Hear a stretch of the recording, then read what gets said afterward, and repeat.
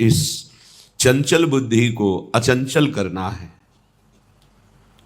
ये मन और बुद्धि ने ही हमें बांध दिया भ्रमात्मक माया में। यही हमें जलाते रहते हैं, फंसाते रहते हैं। नाना प्रकार के दुख ना होने पर भी ये दुख देते रहते हैं। मय्येव मन आधत्सो मयि बुद्धिम निवेशय, भगवान का आदेश है। अर्जुन जी के सामने खड़े हैं भगवान। अगर कहे कि आप में सामर्थ्य है, चमत्कार है, तो कर लो, हम जा रहे हैं विषयों का सेवन करने, तब हम मानेंगे। ऐसा सिद्धांत नहीं, इसे मूर्खता कहते हैं। मूर्खता अध्यात्म मार्ग में आरूढ़ नहीं होने देती।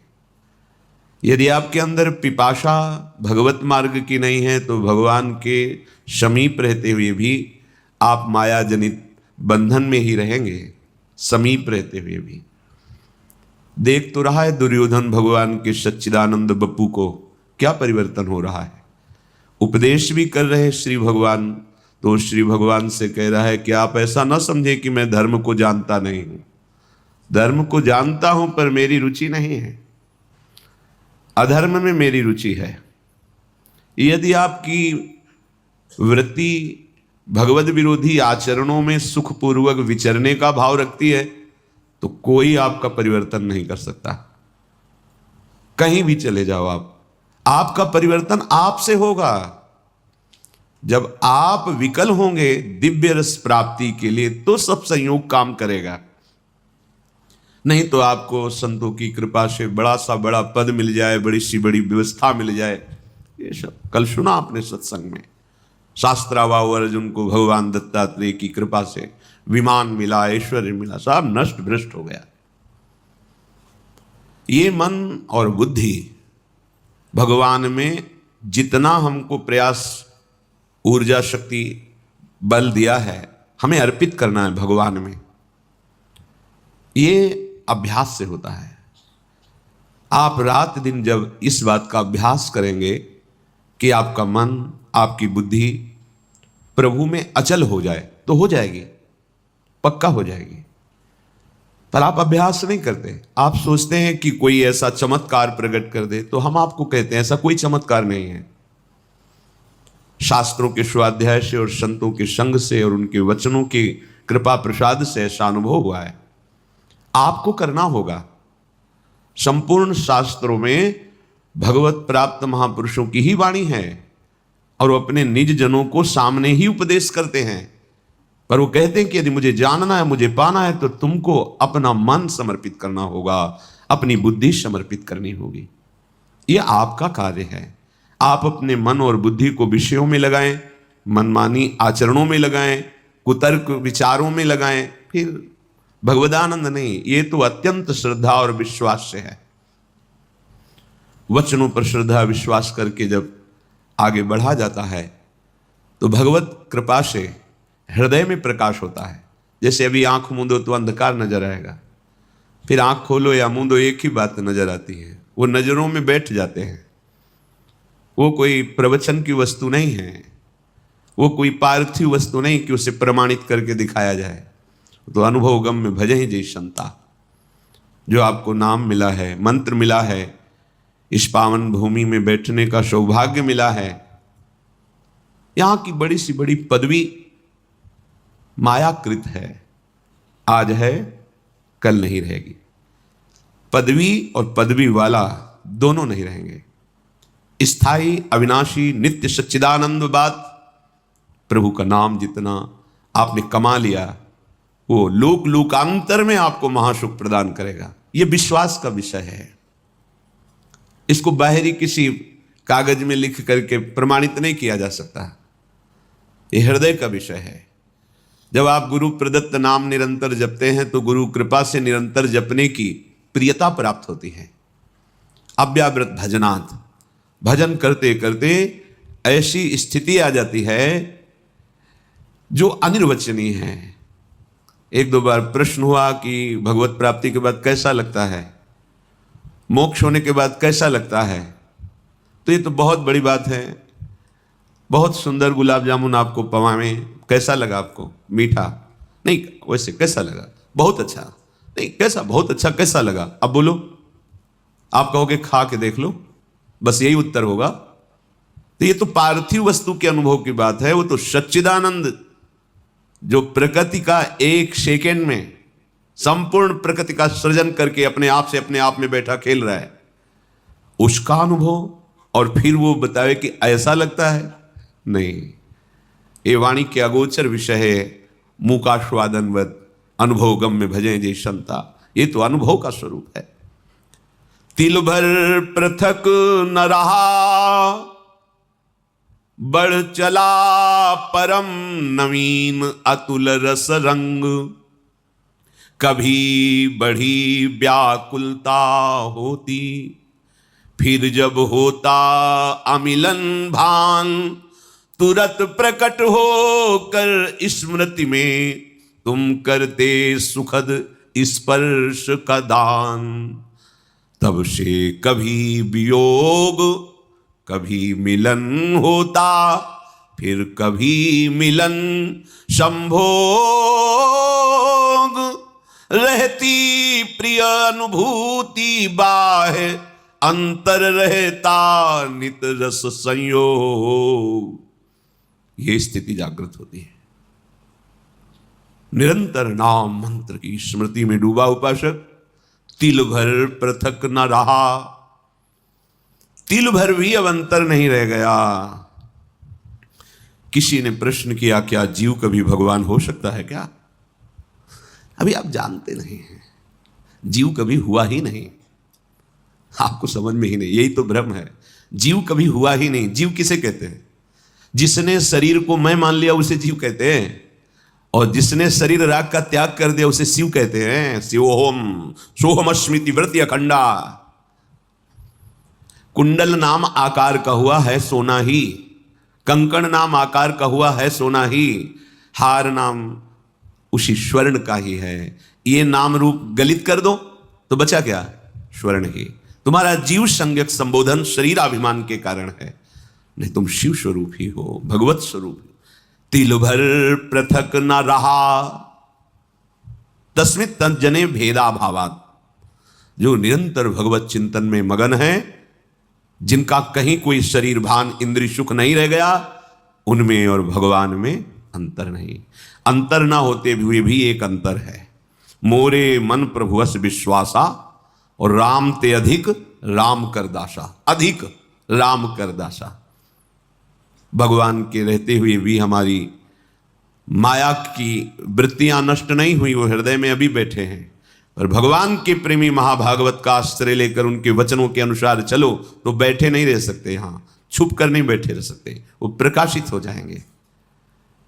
बढ़ चला परम नवीन अतुल रस रंग, जिसकी त्रिभुवन में किसी से भी तुलना नहीं दी जा सकती। कैसा स्वाद है भगवदानंद? बोले अमुक जैसा, उदाहरण ही नहीं है, वो अद्वितीय है।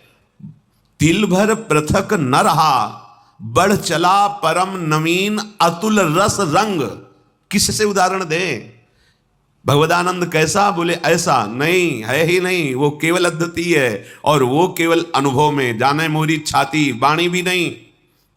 ध्रुवदास जी कहते हैं, जिन नेत्रों ने देखा उनको बोलने की सामर्थ्य नहीं, जो वाणी बोल रही उसने देखा नहीं, कैसे बात को बतावें? कभी बड़ी व्याकुलता होती है। कब?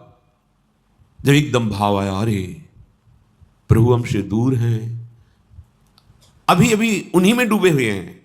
क्षण में भाव आया, मैंने तो कभी उनको एक बार भर नेत्र भी नहीं देखा। दहाड़ मार के रोना शुरू हो गया। फिर तुरंत क्षण में भाव बदला, सामने मुस्कुराते युगल सरकार, परमानंद में निमग्न कृतकृत्यता का अनुभव। कभी बड़ी व्याकुलता होती, फिर जब होता अमिलन भान। तुरंत प्रकट होकर स्मृति में, तुम करते सुखद स्पर्श का दान। तब से कभी मिलन, कभी वियोग, फिर कभी मिलन संभोग। रहती प्रिय अनुभूति बाह्य अंतर, रहता नित रस संजोग। ये स्थिति कभी स्मृति में छाए हुए हैं, अंदर ही अंदर बात हो रही है, आलिंगन हो रहा है, रस में डूबा हुआ है। ये मम भक्ति युक्तो भुवनम पुनातु सतरति सतरति सा लोकांतारयति। ये सांसारिक बुद्धि कल्पना भी नहीं कर सकती उस रस की। बस एक त्रिगुण की धरा में ही सारी बातें होती हैं। ये त्रिगुणातीत रस है, ये द्वंद्वातीत है, कालातीत है। ये चलता रहता है, कभी मिलन का अनुभव, कभी वियोग का अनुभव, कभी फिर मिलन, कभी फिर वियोग। नवम नवम रस तन मन के बिछुरे नहीं, चाह बढ़े दिन रैन कबहु संजोग न मानहि। जब कभी महापुरुषों से बात हुई तो हृदय से उनके कि आज तक भजन नहीं हो पाया, रात दिन लगे हैं, लेकिन कैसी भजन की भूख है, भजन नहीं, पूरा जीवन व्यर्थ जा रहा है, भजन नहीं, रात दिन भजन में डूबे, कोई एक शब्द भी बाहरी नहीं, भजन। कैसा भूख है, प्रभु की कैसी प्यास है। तब से कभी वियोग, कभी मिलन, फिर कभी मिलन, कभी संभोग। ये प्रिय अनुभूति निरंतर नवम नवम नवम नवम। उसको फुर्सत कहां है, अपनी शुद्ध की फुर्सत कहां है? क्यों? मिले नेत्र नेत्रों में जाकर, श्रवण मिले श्रवणों में सत्य, मिली अन्य सारी इंद्री, प्रिय के इंद्री समूह में नित्य। हृदय हृदय में मिला समाये प्राण सदा, प्रीतम के प्राण एक रूप हो गए, रहा रंचकु भी नहीं भिन्नता भान। किसको कौन समर्पित, किसमें कौन हुआ कब कैसे लीन, प्रीतम है या प्यारी कौन बताए सुधि बुद्धिहीन। ये अद्भुत चरम अवस्था की स्थिति है। नेत्र तो प्यारे के नेत्रों में समा गए, नेत्र प्यारे के नेत्रों में समा गए या प्यारे नेत्रों में समा गए, कौन निर्णय करे? समा गए, नेत्र प्यारे के नेत्रों में समा गए या प्यारे नेत्रों में समा गए, कौन निर्णय करे? नेत्र प्यारे के नेत्रों में लीन हो गए या प्यारे हमारे नेत्रों में समा गए, इसका निर्णय नहीं हो सकता। किसको कौन समर्पित, किसमें कौन हुआ कब कैसे लीन, निर्णय नहीं है। प्राण भये कान में, कान भये प्राण में, ही में न जान परे कान है कि प्राण है। नेत्रेंद्री प्रीतम के नेत्रों में समा गई, प्रीतम मेरे नेत्रों में समा गए, क्या निर्णय करे? श्रवणेंद्री उनकी सत्य शब्द बोला, सत्य, ये श्रवणेंद्री श्रवणों में समा गई। अब केवल प्रीतम के हृदय की बात सुनाई देती है और कोई बात नहीं। सारी इंद्रियां अपने प्रीतम में लीन हो गई, प्रत्येक इंद्रिय प्रीतम के सानिध्य का अनुभव कर रही। हृदय हृदय में मिल गया, प्राण प्राण में समा गए, प्राण प्रिया प्रीतम हो गए। शपथ पूर्वक कहते हैं, मेरे प्राणनाथ श्री श्यामा शपथ करो तंछे। अब न इंद्री बची है, न मन बचा है, न बुद्धि, न चित्त, न अहंकार, एक रूप हो गए, रहा रंचक भी नहीं भिन्नता भान। अब किसको कौन समर्पित? यह है महान प्रेम समाधि।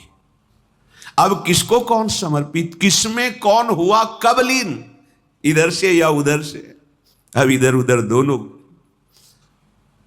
दोनों की बात नहीं रह गई, अब एक हो गए, एक रूप हो गए, रहा रंचक भी नहीं भिन्नता भान।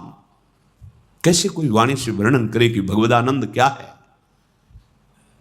ऐसे सुख में मोक्ष सुख भी हल्का हो जाता है, नगण्य हो जाता है। इसलिए ये जीवन इसी महासुख के लिए मिला है। केवल बुद्धि से शरीर व्यवहार का निश्चय, बुद्धि से इंद्रियजन्य भोगों के सुख का निश्चय, अंतःकरण से मैं की सत्ता बनाए रख करके विचरण करना, यही संसारिकता है। आप सब संसारिकता में नहीं, आप सब अध्यात्म में हैं। उठने की कोशिश करो। जहां हो ये भूमिका स्थायी नहीं है। एक ऐसी स्थिति है जहां न हर्ष है, न शोक है, न दुख है, न सुख है, न मिलन है, न अमिलन है।